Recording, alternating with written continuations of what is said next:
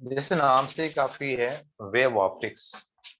Optics means light, study of light, optics and wave optics. The wave nature of the light. We will discuss here the wave nature of light. तो यहाँ पे wave nature of light को wave के form में ही देखना है। Wave nature of light को wave के फॉर्म में देखना है। तो वेव ऑप्टिक्स समझने के लिए सबसे जो इम्पोर्टेंट एक्सपेरिमेंट है वो रहा है यंग्स का। वो है यंग्स डबल स्लिट एक्सपेरिमेंट। क्या है वो? Young's double slit experiment. Young's double slit experiments में स्लिट्स बोलते हैं, एक पतले से लाइन को स्लिट्स बोलते हैं। मैं दिखाऊंगा स्लिट्स क्या होता है। जब हमारे पास अगर एक डार्कन ग्लास हो, या ग्लास सिंपली एक ग्लास का प्लेट हो, और इस ग्लास के प्लेट में जैसे ये ग्लास का प्लेट है और इसको डार्कन कर लेते हैं, या तो हम इस पे कोई पेंट कर देंगे, ऐसा पेंट करेंगे हल्के फुल्की पेंट की, फिर उसको हम ब्लेड से चाहें तो वहां से पेंट हटा भी सकते हैं। अगर नाखून लगा दो कहीं पे, नेल अगर बड़े और नेल से ऐसे कर दूं तो वहां से पेंट हट भी जाए, ऐसे भी हो सकता। ऐसा पेंट बिल्कुल परमानेंट पेंट नहीं चलाएंगे। या फिर डार्कन कर लेंगे, कोई कैंडल जला करके उसके ऊपर में रख रख करके उसकी पूरी जो ब्लैक एन है उसको लगा देंगे। फिर एक स्केल लेंगे और एक स्केल से उस प्लेट के ऊपर में एक ब्लेड से एक लाइन ड्रॉ कर देंगे।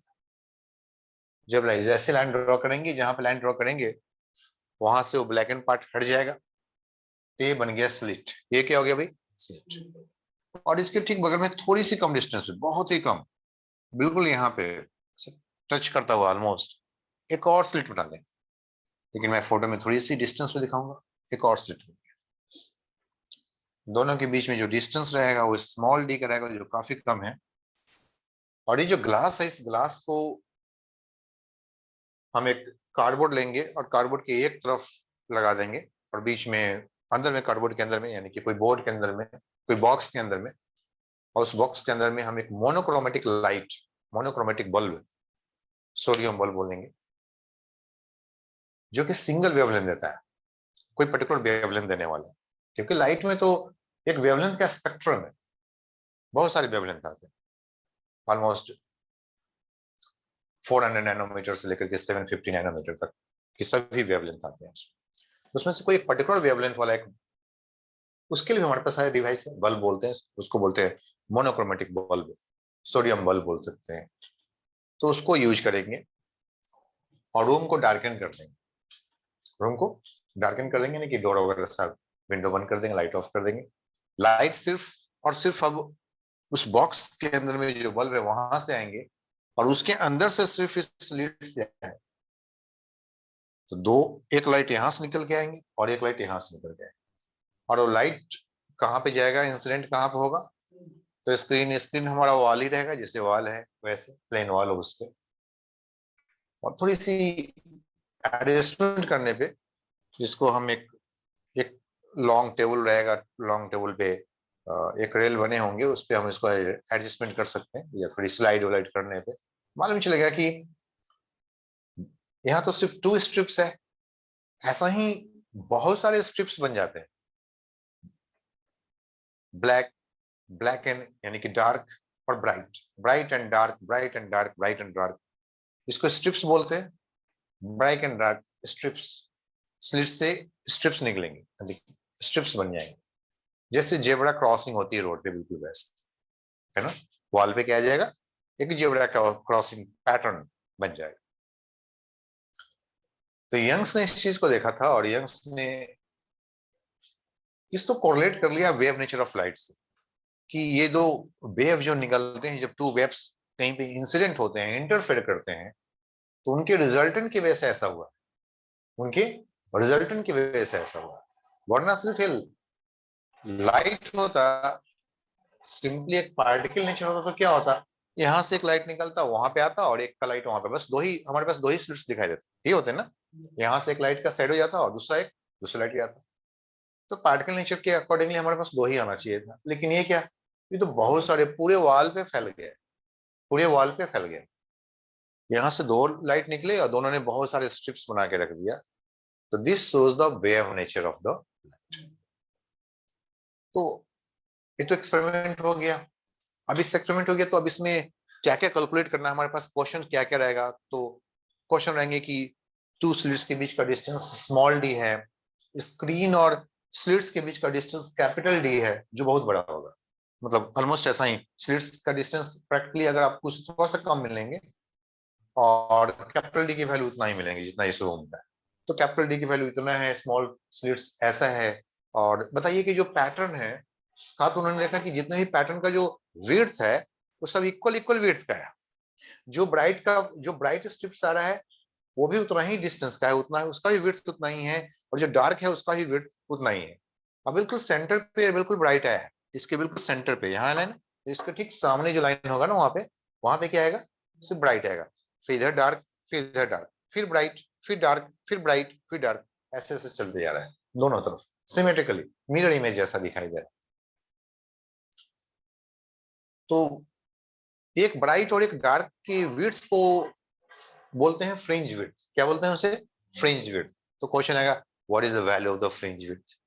ओके, फिर सेंटर से जो पहला ब्राइट, सेंटर के पास तो ब्राइट ही है, अब सेंटर से जो नेक्स्ट ब्राइट है वो सेकंड ब्राइट या फर्स्ट ब्राइट बोल सकते हैं, उसको सेंट्रल ब्राइट बोल देंगे, तो नाम हो जाएगा पहला को फर्स्ट ब्राइट। अगर पहले बार सेंटर को हमने बोल दिया सेंट्रल ब्राइट, तो पहला क्या हो गया, first bright, second bright, third bright, ऐसे जाएंगे। और पहला वाला dark, first dark, second dark, third dark, ऐसे जाएंगे। तो nth डार्क कितने डिस्टेंस पे होंगे, nth डार्क कितने डिस्टेंस पे होंगे स्क्रीन पे, स्क्रीन वाले सेंट्रल ब्राइट से। कुछ ऐसे ऐसे क्वेश्चंस होंगे। फिर होंगे क्वेश्चंस की, अगर मैं एक स्लिट के सामने में एक दूसरा ट्रांसपेरेंट मेटेरियल यहाँ पे लाऊं, ऐसे लेकर के आ जाऊं, ऐसे लेके आ जाऊं सामने में, तो फिर वहां पे क्या इफेक्ट होगा। तो मालूम चलता है कि वहां पे जो फ्रिंज विड्थ है ना, इधर रखा हूं ना, तो जो फ्रिंज विड्थ इधर था ना, वो इधर शिफ्ट कर गया है। ऐसे कैसे पता चलेगा, नाम तो किसी को लिखा हुआ है नहीं, लेकिन जैसे आप ऐसे ऐसे करोगे, मालूम चलेगा कि उसकी जो पैटर्न है ऐसे ऐसे मूव करता हुआ आपको दिखाई देगा। तो इधर रखोगे तो इधर की तरफ भागेगा, इधर रखोगे तो इधर की तरफ भागेगा, जिधर रखोगे वो सब शिफ्ट करेगा। और दोनों तरफ रख दिया तो दोनों तरफ अगर सेम मेटेरियल का रख दिया तो कोई चेंजेस नहीं होंगे। लेकिन अगर डिफरेंट डिफरेंट मेटेरियल का रखा है, डिफरेंट मेटेरियल का बोलने का मतलब है कि अलग अलग थिकनेस वाला, कोई पतले वाला रखा, कोई मोटे वाला रख दिया, कोई अलग अलग मेटेरियल का रख दिया, किसी का म्यू ज्यादा, किसी का म्यू कम, तो जिसका म्यू और टी का प्रोडक्ट ज्यादा होगा, म्यू और थिकनेस का प्रोडक्ट ज्यादा होगा, उसकी तरफ शिफ्ट हो जाएगा। ठीक है ना। तो ऐसे ऐसे, या फिर आपने एक रख दिया, तो कितने नंबर ऑफ फ्रिंजेस शिफ्ट कर गए आपको, यहाँ से ब्राइट से कितना नंबर फ्रिंज इधर की तरफ क्रॉस कर, नहीं शिफ्ट किया तो हो सकता है कि जहां पे पहले सेंट्रल ब्राइट था, वहां पे दूसरी तरफ का जो थर्ड ब्राइट है ना, वो पहुंच गया, तो बोलेंगे अच्छा 3 शिफ्ट कर गया। या सेकेंड वाला शिफ्ट कर गया, तो बोलेगा अच्छा 2 शिफ्ट कर गया। ऐसे, तो ऐसे ऐसे क्वेश्चन आएंगे। मतलब सिर्फ है हमारा एक्सपेरिमेंट, और इस पे बेस्ड बहुत सारे क्वेश्चन होंगे।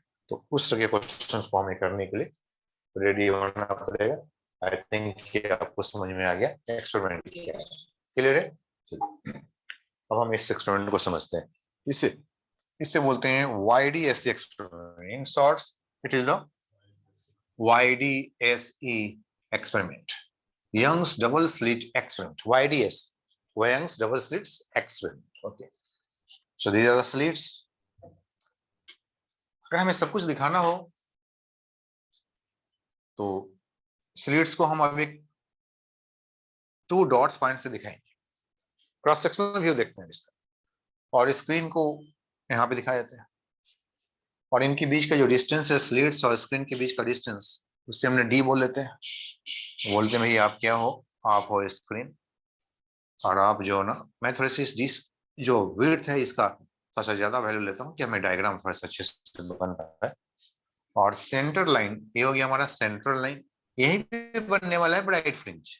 ब्राइट फ्रिंज की जो पैटर्न होगा थोड़ा सा ऐसे, इतने बड़ा, ये बड़ा ब्राइट फ्रिंज होगा, जिसको मैंने डार्क दिखा दिया। तो जब इसको डार्क को जब हमने, ब्राइट को जब हमने डार्क दिखा दिया, तो फिर डार्क को क्या दिखाएंगे? तो गड़बड़ हो जाएगा ना, इसलिए हमने ब्राइट को ब्राइट ही दिखा दिया। ठीक है, ओके। और डार्क दिखाना होगा तो क्या दिखाएंगे यहाँ पे? ऐसे इसको पूरे पूरे डार्क कर दिया। इधर की तरफ क्या आने वाला है? फिर डार्क आने वाला है। उतना ही विड्थ का इक्वल होना चाहिए। अगर बाय मिस्टेक अगर डिफरेंट डिफरेंट आ जाए तो आप सेम सेम कर लीजिएगा। और फिर यहाँ पे क्या हो जाएगा? फिर क्या होगा यहाँ पे? ब्राइट। फिर यहाँ पे क्या होगा? ब्राइट। ये ब्राइट हो गया, व्हाइट दिख रहा है। फिर क्या हो जाएगा? डार्क। ऐसे ऐसे ये हो गया। इतना काफी है समझने के लिए। जो हमने पहले बात किया उसकी बात कर लेते हैं। ये जो दोनों पैटर्न होता है ना, एक ब्राइट और एक डार्क, ये दोनों विड्थ को क्या बोलते हैं? Fringe width. दोनों को मिला दूंगा तो फ्रिंज विड्थ, एक को नहीं बोलेंगे, दोनों को मिलाकर क्या होगा? Fringe width. This is called fringe width. Fringe width. क्योंकि इसको स्पॉट दिखा ना, ये एक्चुअली क्या है? पॉइंट पॉइंट नहीं है, कैसा है? लाइन है। ये भी एक पूरा लाइन स्ट्रिप दिखाई देता है पूरा ऐसे, लेकिन हमें उसकी बस एक क्रॉस सेक्शनल व्यू देख रहे हैं, यानी कि उसकी विड्थ बस देख रहा हूँ यहाँ पे। It is the cross sectional view, front view दिख रहा है ना, एक तरह से।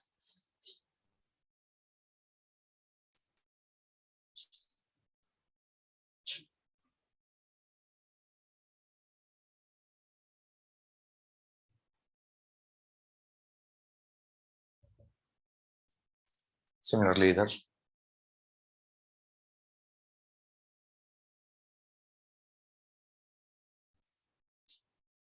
फ्रिंज विड्थ को विड्थ डब्ल्यू, डब्ल्यू से इंडिकेट कर सकते हैं। Fringe width is W, distance D. यहाँ पे है सोर्स ऑफ लाइट। कौन सा लाइट है भाई यहाँ पे? Monochromatic light. Monochromatic light.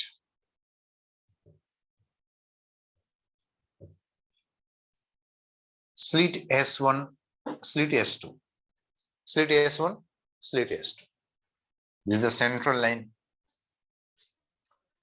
निकल क्या रहा है भाई S1 से? कौन सा क्या निकल रहा है? Light wave. क्या निकल रहा है? Light wave. वेव नेचर देख रहे हैं यहाँ पे, लाइट वेव। ये क्यों हो गया भाई? तुम यहाँ पे डार्क क्यों बन गए? यहाँ पे तुम ब्राइट क्यों नहीं आए भाई? यहाँ पे तुम ब्राइट क्यों बन गए, डार्क क्यों नहीं आए? अच्छा, सबका एक अपना पोजीशन फिक्स होगा। अच्छा, इसका मतलब है सपोज करोगे कि यहाँ पे ब्राइट बना होगा, तो इसका मतलब है कुछ इंटरफेरेंस ऐसे होगा, इस डार्क के स्टोरी के बारे में जानना हो या इस ब्राइट के स्टोरी के बारे में जानना हो तो क्या देखोगे? अच्छा, इसका मतलब है कि एक लाइट वेव यहाँ से गए होंगे, ऐसे ऐसे लाइट वेव, एक लाइट वेव यहाँ पे गया होगा और एक लाइट वेव यहाँ से निकले होंगे, और दोनों की इंटरफेरेंस की वजह से हुआ होगा।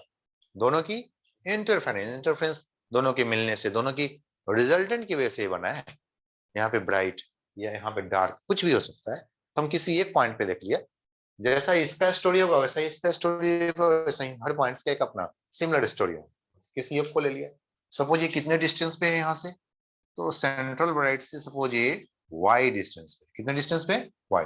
y की वैल्यू, ये जो पॉइंट है मैंने यहाँ पे दिखाया, वो यहाँ पे भी हो सकता है, यहाँ पे हो सकता है, कहीं भी हो सकता है। सबके बारे में, सबका नेचर जानते हैं भाई। यहाँ से जो वेव निकला है ऐसे, थोड़ी देर के लिए आप ऐसे लाइन दिखा सकते हो, इलेक्ट्रोमैग्नेटिक वेव। कैसा वेव है? कौन सा वेव है? Electromagnetic wave. कौन सा वेव है? Electromagnetic wave. Transverse wave, transverse wave. यहाँ पे जो वेव है, इस वेव को इंडिकेट कर सकते हैं भाई, तुम्हारे यहाँ से ना एक वेव निकला है E1 और यहाँ से निकला है एक वेव E2, है ना?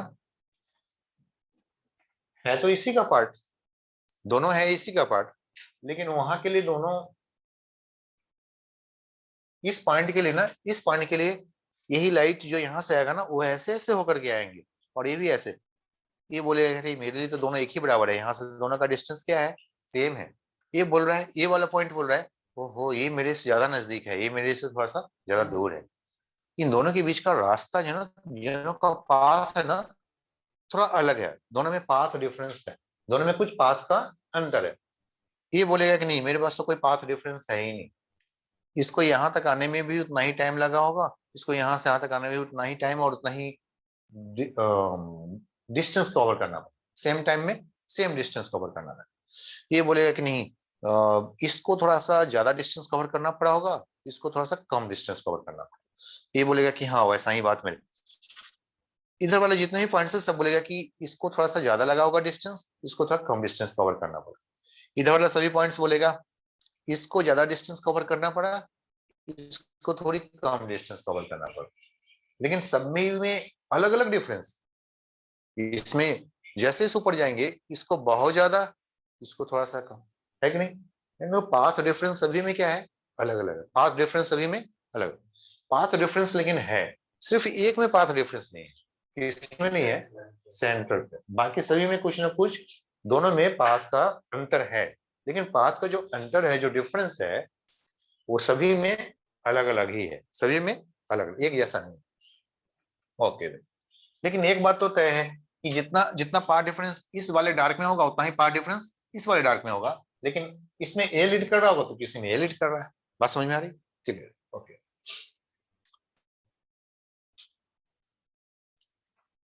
तो टू लाइट वेव, कौन कौन सा लाइट वेव है? Two light waves. Equation of two light waves लिखते हैं, हमें तो वेव का इक्वेशन लिखने आता है। टू लाइट वेव क्या होगा भाई? Equation of two lights wave, एक है E1 और दूसरा क्या है भाई? E2। E1 की वैल्यू क्या है? तो इसका एक मैक्सिमम वैल्यू होगा E0, लेकिन 1 का है तो E0 1 लिख दें क्या? E0 1 मैक्सिमम वैल्यू, और साइन के फॉर्म में लिखे हैं, अभी लिखते हैं ना साइन, कोई वेव लिखते हैं, वेव का इक्वेशन क्या होता है? एक मैक्सिमम वैल्यू फिर sine omega T minus K X, या K X minus omega T, या omega T minus X upon C, कई तरीके से लिख पाते हैं। ओके, E0 साइन, सबकी मतलब एक ही ऐसे होते हैं, omega T minus K x. एक क्या भाई? This is the equation of the light wave. इसका भी इक्वेशन लिखते हैं इसके लिए, इस पोजिशन के लिए। इसका भी आएगा E0 0, मतलब E0 सेकेंड का मैक्सिमम वैल्यू है। इसके में भी आ गया साइन, इसका भी ओमेगा वही होगा। क्यों? क्योंकि ओमेगा जो है ना सोर्स पे डिपेंड करता है। ओमेगा किस पे डिपेंड करता है? सोर्स पे, और सोर्स तो एक ही है भाई, बल्ब तो एक ही है। फर्क यही पड़ा कि एक को हमने बोला कि तुम इधर से जाओ, तुम इधर से, है ना? Omega will not change. Okay, तो दोनों की ओमेगा सेम ही है, टी सेम है, सेम टाइम में पहुंचेगा तभी तो इंटरफेरेंस होगा, है ना? कॉन्टिन्यूसली वेव निकल रहा है, बस यहाँ पे कुछ अलग वाला वेव पहुंचा होगा, यहाँ पे अलग वाला वेव पहुंचा है ना? ओके, यानी कि दोनों की फेज में भी अंतर है, दोनों के फेज में अंतर है। जब से स्टार्ट हुआ होगा ना, तो उसको लिख सकते हैं माइनस के एक्स तो है ही, और प्लस में इसमें थोड़ा सा फेज में फर्क है भाई, दोनों फेज में फर्क, दोनों के फेज में फर्क है। एक हो सकता है ये वाला पार्ट निकला, तो दूसरा पार्ट हो सकता है कि इसके पहले वाला जो पार्ट होगा ना वो निकला होगा ना, तभी तो यहाँ तक पहुंचा होगा। शुरू से बोल देता हूँ, time suppose time T equal 0 पे स्टार्ट हो गया, स्टार्ट नाउ, तो टाइम टी इक्वल 0 पे चलते गया चलते गया चलते गया, जो यहाँ पे स्टार्ट हुआ था वही क्या टी समय में पहुंच गया होगा? नहीं, तो ये तो पहुंच गया, कुछ समय के बाद ये पहुंचा होगा नहीं, लेकिन सेम टाइम में कुछ ना कुछ मिला होगा यहाँ। दोनों की फेज में कुछ अंतर है, और उस फेज को बोलते हैं डेल। क्या बोलते हैं उसको? दोनों के फेज में डिफरेंस है, दोनों के फेज में क्या हो गया? Omega T minus K x plus del. नहीं बात समझ आ रही है? आगे ये जो दोनों में फेज, इसी को बोलते हैं फेज डिफरेंस। इसको क्या बोलना है? इस पूरे टर्म को क्या बोलते हैं? फेज नहीं, इसको बोलते हैं फेज। ये क्या हो गया? फेज। ये भी क्या है? फेज। दोनों का फेज है, और फेज में जो अंतर है, जो डिफरेंस है, उसको क्या बोलते हैं? Phase difference. दोनों में क्या फर्क है? Del. Del is the phase difference, इसको बोलते हैं फेज डिफरेंस, इसको बोलते हैं phase difference. Picture clear? Full clear? Yes, so इसे बोलते हैं phase difference. Del is the phase difference. अच्छा, फेज डिफरेंस डेल हो तो पाथ डिफरेंस क्या होगा? और के क्या है यहाँ पे? ओमेगा तो समझ में आ गया, एंगुलर फ्रीक्वेंसी। ओमेगा क्या है भाई? Angular frequency. और के को बोलते हैं एंगुलर वेव नंबर। के को क्या बोलते हैं? Angular wave number. पहले जो जो कुछ चाहिए वो देख लीजिए, नोट कर लीजिए, यहीं पे लिख लीजिए। के is called 2 pi upon lambda. क्या नाम है इसका? Angular wave number. इसका नाम है एंगुलर वेव नंबर। डेल का नाम फेज डिफरेंस है, सही बात है भाई, अलग से लिख लें इधर, वहां पे जगह नहीं है तो मैं इधर लिख लेता हूं। डेल क्या भाई?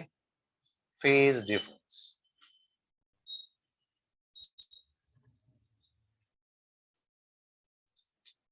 डेल क्या है भाई? Phase difference. ओके। और ये जो डेल है ना, इसको आप ऐसे बोल सकते हो, के टाइम्स डेल्टा एक्स भी बोल सकते हो। डेल को क्या बोल सकते हो? के टाइम्स डेल्टा एक्स। के की तो वैल्यू मालूम है, के क्या भाई? Angular wave number. और डेल्टा एक्स को बोलते हैं path difference. Delta X is called path difference, means K times path difference.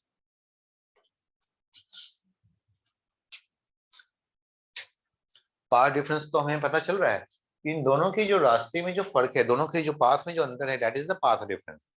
मैं यहां से बोल दूं, S1 इस पॉइंट को कुछ बोल लेते हैं, इस पॉइंट को कुछ बोला जाए भाई, क्या बोला जाए? P बोल लेते हैं, P पॉइंट। S1P और S2P। S1P इसका पाथ लेंथ हो गया और S2P इसकी पाथ लेंथ हो गया। दोनों की पाथ लेंथ पे जो फर्क होगा उसी को बोलते हैं path difference. Actually this path difference delta X, note कीजिए। तो एक इंपॉर्टेंट बात है यहाँ पे भाई, del is equal to path difference और फेज डिफरेंस में हमारे पास रिलेशन है। डेल क्या है? Phase difference. Phase difference is equal to K times path difference. Very important relation. Okay, दूसरा, ये पाथ डिफरेंस डेल्टा एक्स है क्या? ये पाथ डिफरेंस डेल्टा एक्स क्या भाई? बड़े वाले पाथ कौन सा है? बड़ा वाला path S2P। It is S2P minus S1P। ये तो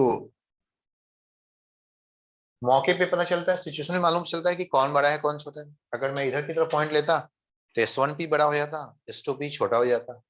तो S2P माइनस एस, या S2, S1 माइनस S2, दोनों में से कोई एक हो सकता है। तो पाथ डिफरेंस डेल्टा एक्स की वैल्यू एक ये भी है, जिसको बोलते हैं ज्योमेट्रिकली आ रहा है S2P माइनस S1P। और थ्योरेटिकली हमारे पास क्या है? K into delta X. दोनों के भी del is equal to K into delta X. ठीक है, दोनों के बीच हमारा रिलेशन आ जाएगा। और इसको ज्योमेट्रिकली हम यहाँ भी देख सकते हैं। देखो, अगर मैं यहाँ से एक परपेंडिकुलर ड्रॉ कर दूं ना, ऐसे ऐसे यहाँ पे डॉट लाइन देकर, तो ये दोनों साइड ऑलमोस्ट सेम हो जाते हैं यहाँ तक के लिए। परपेंडिकुलर ड्रॉ कर दिया भाई यहाँ से, इस परपेंडिकुलर को कुछ बोल लेते हैं, ये S2 है, S1 है, और इस पॉइंट को कुछ बोल लेते हो भाई, N बोल लेते हैं, N। क्या है? N। यहाँ से एक परपेंडिकुलर नॉर्मल ड्रॉ कर दिया इसके लाइन पे। दिस लाइन, ये जो है ना, S1P and NP seems to be almost same, seems to be almost same।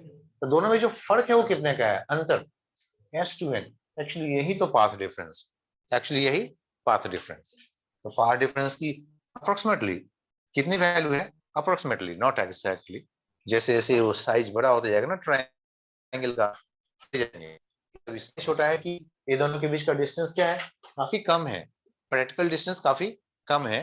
बस समझ में आ रही? ओके। जो यहाँ पे एंगल बनेगा ना, जब काफी कम डिस्टेंस होंगे ना, तो ऑलमोस्ट लगेगा कि ये भी वहीं से निकल रहा है और ये भी वहीं से निकल रहा है, सेम जगह से ही निकल रहा है, जो हम अपनी आंखों से देखेंगे ऐसे तो नहीं। ओके, आप यूं बोल सकते हो। और यहाँ से ये वाले जो डिस्टेंस है, इसको, इस डिस्टेंस को क्या बोलते हो भाई? एयर वाली डिस्टेंस क्या है? S1 से S2 तक के डिस्टेंस को क्या बोलते हैं? Small D. क्या बोलते हैं इसको? Small D. ये वाली जो डिस्टेंस है, इसे हमने बोल दिया है small D. And suppose this angle is theta. ये डिस्टेंस क्या है भाई? इस एंगल को क्या बोल रहे हैं? थीटा। जो काफी कम एंगल होगा, वेरी स्मॉल एंगल होगा। This angle is very small. क्यों? क्योंकि ये जितना बड़ा डिस्टेंस आपको एक्चुअली दिख रहा है, उतना बड़ा डिस्टेंस है नहीं। और जितना बड़ा आपको ये पाथ डिफरेंस दिख रहा है ना, उतना बड़ा नहीं है, बहुत ही कम है। इलेक्ट्रोमैग्नेटिक वेव है ना, वेवलेंथ के फॉर्म में ही कुछ होगा, थोड़ा सा डिफरेंस होता है।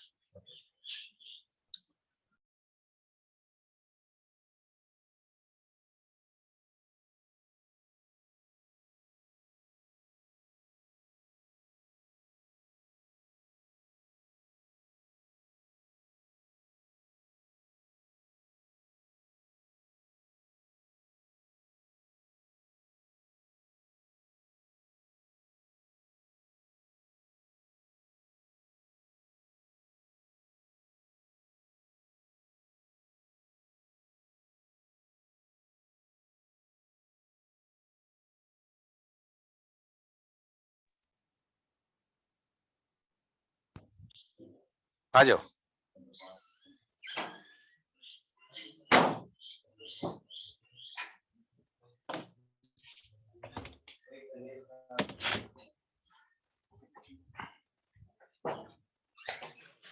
तो तक बैठ।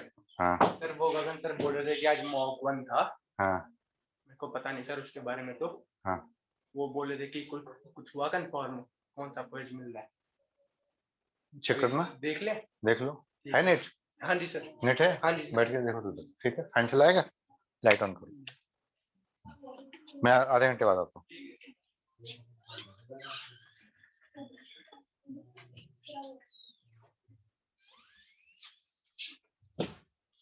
ये उल्टा कैसे हो गया? इधर से हो गया। हाँ स्क्रीन उल्टा हो गया।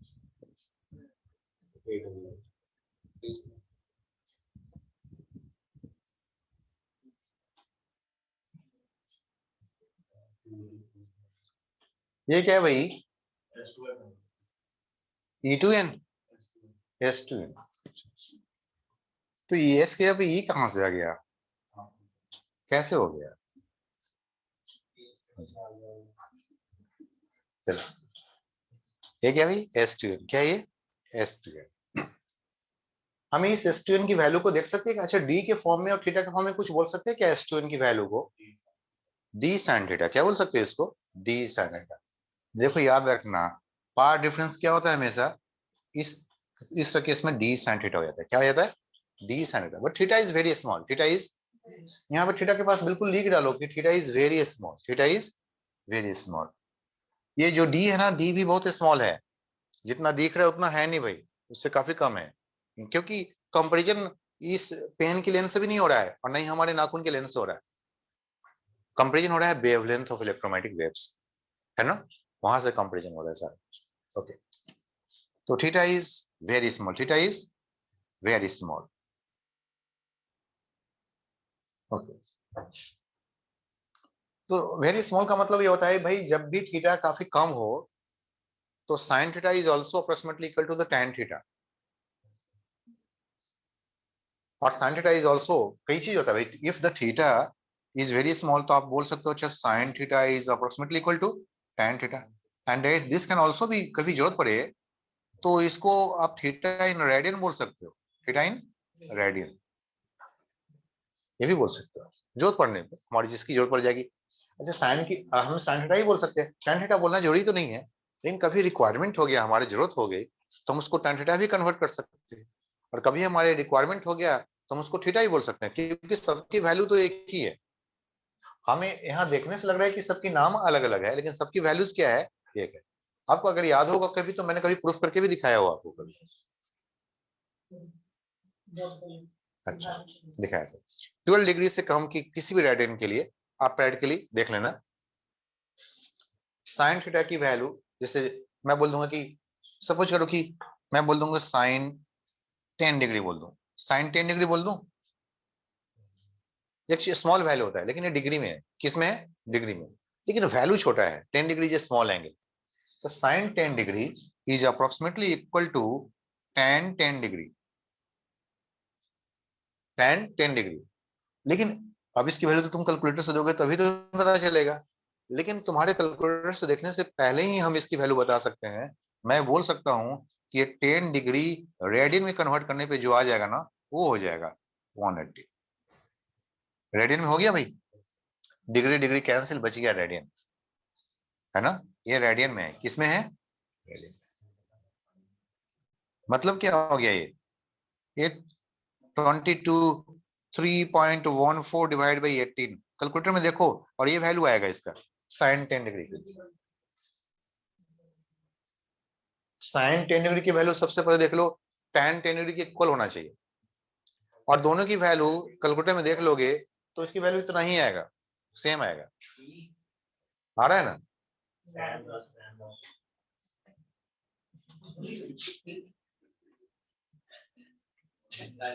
क्या हो गया?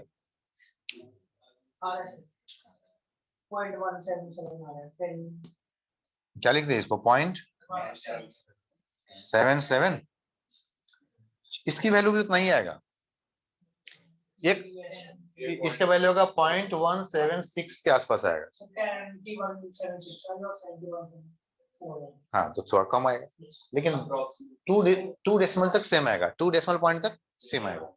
अगर मैं इसको 5 डिग्री कर दूं ना तो 3 डेसिमल तक सेम आएगा।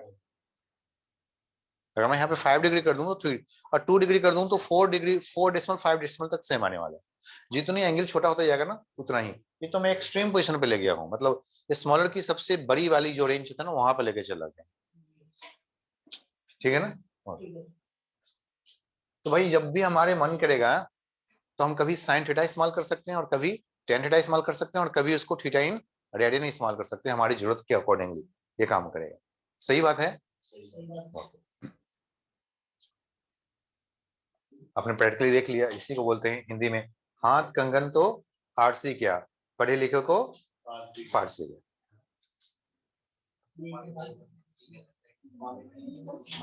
नहीं सुना? अच्छा, हिंदी में मुहावरे तुम लोग हिंदी पढ़ी नहीं ना कभी। ये मुहावरे तो हमेशा इस्तेमाल होते हैं। हाथ कंगन तो आरसी क्या, पढ़े लिखे को फारसी क्या। मतलब ये होता है कि जब मतलब जो सच्चाई आ गया, प्रूफ हो गया, इट्स प्रूफ नाउ। तो हाथ कंगन तो आरसी क्या, समथिंग लाइक दैट वन। कंगन जानती हो? हाँ, कंगन तो वो ब्रेसलेट हो गया। और आरसी क्या, आरसी क्या है समथिंग बड़ा, इसमें उतना तो मुझे भी नहीं आता, बस मुहावरा पता है।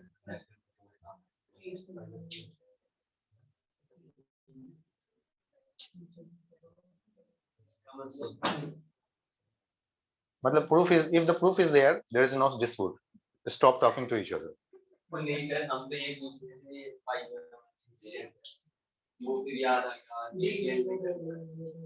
हाँ, आपने जो सवाल दिया उसका मैंने जवाब दिया।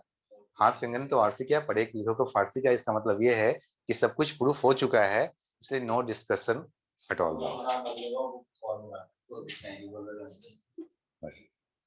चलो देखो आगे। भाई हमें जब कभी जरूरत पड़ेगी तो क्या बोल सकते हैं, डी साइन थीटा, और कभी जरूरत पड़े तो हम इसको क्या बोल सकते हैं, डी टैन थीटा। लेकिन जब इस ट्राइंगल में आओगे ना यहाँ पे, अभी यहाँ पे देखो, ये जो सेंट्रल लाइन है, ये जो सेंट्रल पॉइंट है, इस सेंट्रल पॉइंट से इस लाइन को जब ड्रॉ मिलाओगे ना ऐसे डॉट लाइन से, ऐसे ऐसे ऐसे ऐसे ऐसे मिला दो, तो मालूम चलेगा कि this angle is also theta, this angle is also theta. Smaller angle है इसके लिए, लार्ज एंगल तो कम ही होता। For smaller angle this theta and this theta both are equal. Clear है? तो भाई आप ऐसे पहले डायग्राम बनाओगे, कहीं भी कुछ होगा तो दोनों एंगल थीटा, दोनों एंगल क्या होता है भाई, सेम होंगे। अगर मैं इस ट्रायंगल में बात करूंगा अब यहाँ से सी, इस इसको बोल लेता हूँ, वो क्या बोलते हैं इसको, रो नहीं वो,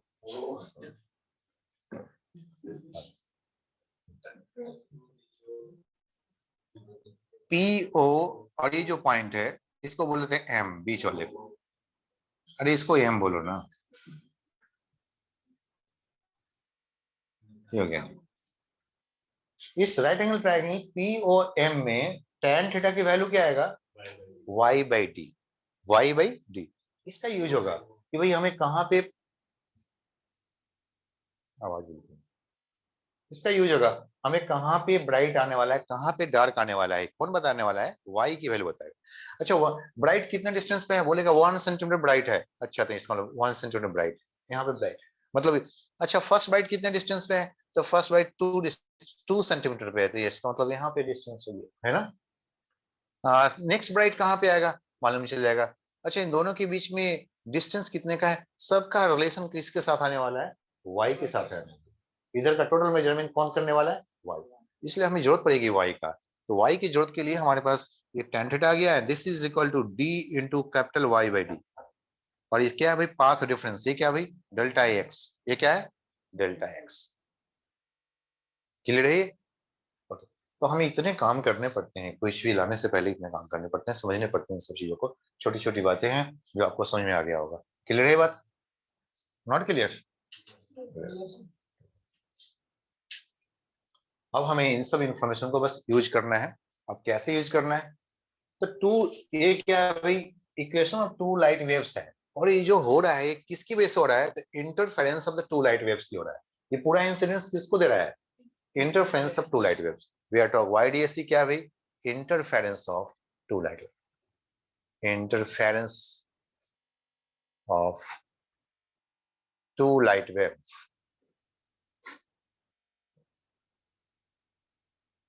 ठीक है, तो इंटरफेरेंस में क्या होता है? एक रिजल्टेंट बनते हैं, दो मिलेंगे, एक फॉर्म होगा। दो इंटरफेयर करेंगे तो ये क्या होगा? एक रिजल्टेंट बनेगा। Then what is the resultant? इसका रिजल्टेंट क्या होना चाहिए? पहले इतना कुछ हो गया तो इसको हटा दें यहाँ से। ठीक है, लीजिए भाई, ये सारा कुछ आपको याद होना चाहिए। ये डायग्राम तो समझ में आ गया है, इस डायग्राम को भी हटाते हैं। ये सब कुछ हमें पता चल गया है।